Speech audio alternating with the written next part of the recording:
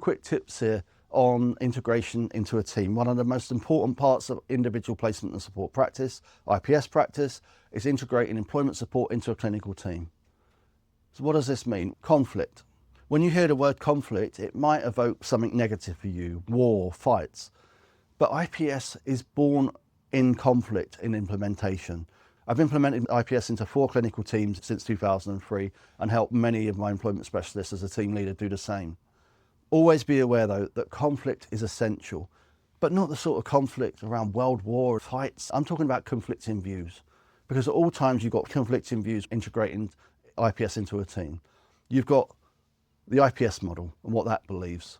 You're thinking about zero exclusion, you're thinking about skills and attributes, you're thinking about vocational profiling, trying to find something meaningful in line with their preferences.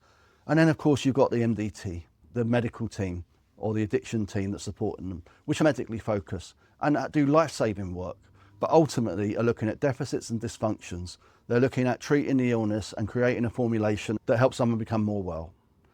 And then you've got your value systems that you bring to the table, your personal value systems, because you don't always have to believe in IPS and all its principles, but in order to implement an IPS model, we need to be aware of you've got these conflicting views, and somewhere in the middle where clinicians start to change their beliefs when they see their clients get jobs they didn't think could. The IPS practitioner might not believe in their clients sometimes because of the complex barriers they face, but by following the IPS model and working to client preferences, seeing the magic of someone getting a job and surviving and thriving in that job and providing that in-work support changes everything. And then, of course, over time, the personal value systems, when you get to understand how important the clinical recovery pathway is and what IPS does and how it challenges your own beliefs about what's possible for clients when you do it correctly, then somewhere in the middle is a sweet spot where those conflicting views are absolutely essential for recovery by promoting hope and looking at skills and attributes while someone recovers from their deficits and dysfunctions and get the treatment in place, and while the individual grows and believes in IPS and builds a good relationship with that team. That's a sweet spot where IPS starts to be integrated.